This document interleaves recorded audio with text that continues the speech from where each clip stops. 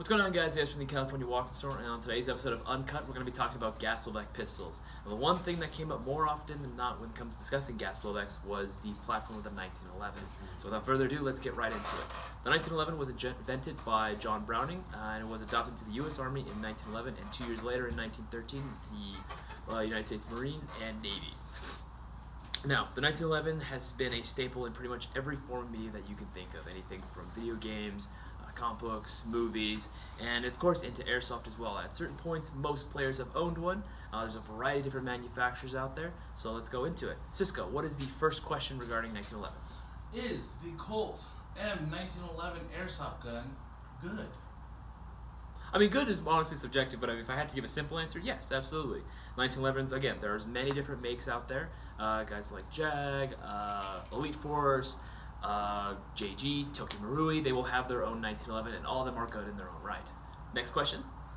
How long do CO2-powered airsoft guns usually last? Now, that's a big question. Yeah. But I think there are more CO2-powered 1911s on the market. So. There's definitely more now, but as far as how long they will last, I mean, that's the same thing with any sort of gas blowback pistol that you own, be it green gas or CO2. It's all a matter of how you take care of it. If it's a well-designed model, and if you do constant maintenance on it, regularly take care of it, then it should last you a good long while. And now if it's a poorly manufactured model and you're not taking care of it, or even if you're just not taking care of it, don't be too surprised if it doesn't last very long. The same thing with pretty much any gas blowback platform, period. Next question. This is more of an opinion question. Okay. 1911 or Glock? This has been a discussion that has been debated on over. I mean, it's a whole 9mm versus 45. But again, you could go Glock or 9. But between the two, I like both. That's the thing. I'm a huge Glock 17 user. I'm basic, but I also do the first gun I ever shot. I'm basic. I can admit it. But the very first real gun that I fired was a 1911. So individual preference. I'll leave it up to you guys to decide. Leave it down in the comments below. Next question. I gotta say that what? It's hard to argue against a gun that won 2 World Wars. That's very true. That's very true. Okay, so next question is the Tokyo Marui High Cap a 5.1 a worthy airsoft sidearm? So technically speaking, okay, this is very technical. So it's not considered a 1911.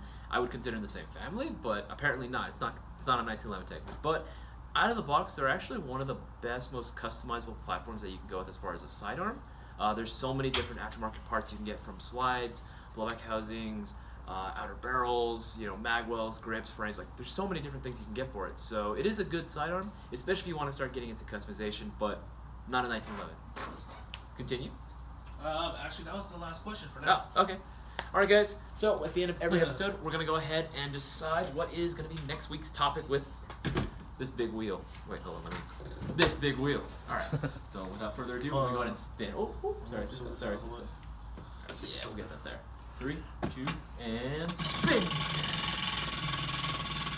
What is it going to? No, I'm not going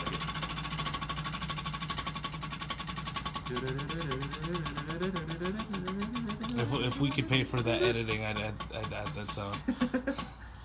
Accessories? Oh, no.